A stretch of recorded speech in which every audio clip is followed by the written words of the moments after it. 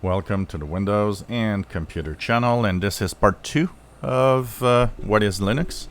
So in the first part we learned that it's essentially an operating system that is open source and that has different flavors or different ways of existing and different interfaces.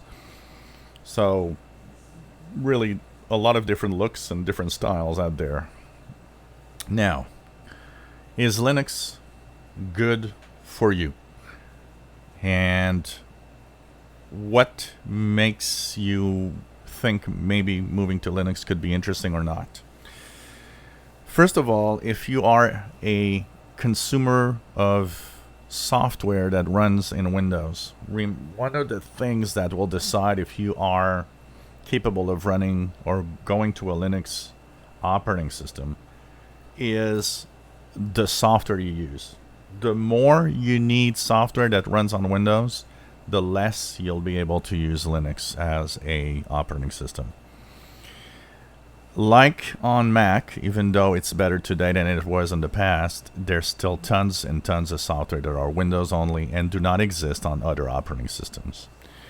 So depending on what you use in software, yes, you might want to move to Linux and be able to use equivalent software, because there's a lot of equivalent software, but you might actually not be able at all to move to Linux because you'll need that software that runs in Windows only. So that's one of the first things that you'll need to understand is what I use every day. Is there a Linux equivalent that I could deal with and work with? That's the first question you'll ask mostly. Second question that you might ask yourself is it complicated to use? Linux distros have come a long way, and in 2020 a lot of them are almost copying Windows in many ways with start menus and all sorts of things like that. They have an app store which makes installing software much easier than before.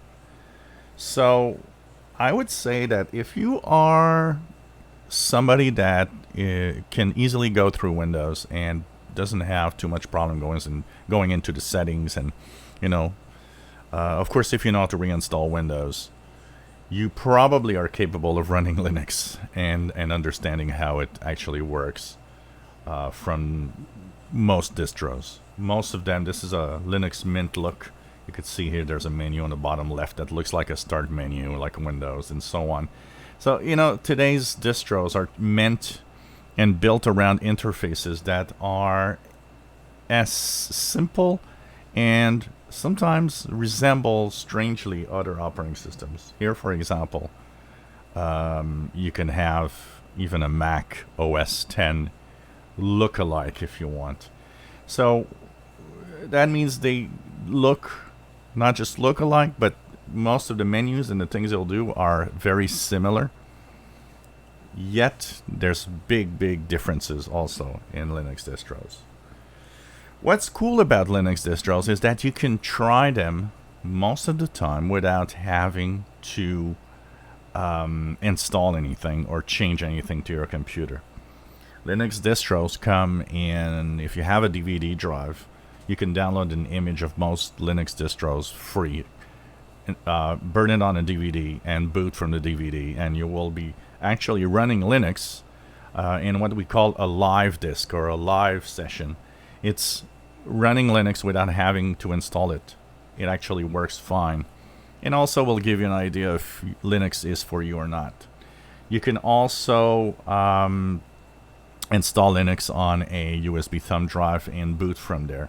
Now, keep in mind that a lot of PCs today, the way that they are actually programmed and configured, might not want to run Linux distros because of safe boot, but it's worth trying out.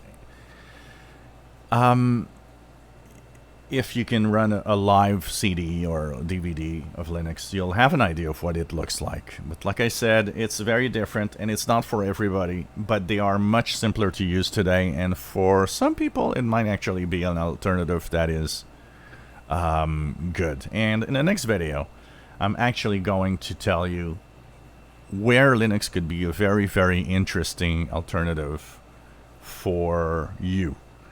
And there are some cases, and I actually do it. I have a couple of PCs here with Linux, and I'll give you some ideas of what it is. So it all comes down to how easily you can adapt yourself. If you already have a hard time adapting to Windows, you might have a really hard time trying a Linux distro. If you have, of course, specific Windows software, you might not be able to move to a Linux distro really. But if you are willing to try, like I said, some of them are not that different.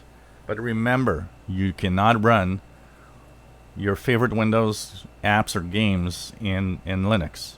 It's a different operating system. It's like Mac and PC. If the software exists, okay, but if the software doesn't exist, you can't run. It's too different. The internal code of Linux does not run Windows apps. Now there are ways to do it virtually. You can run a virtual Windows, but that's not what we talk about here right now.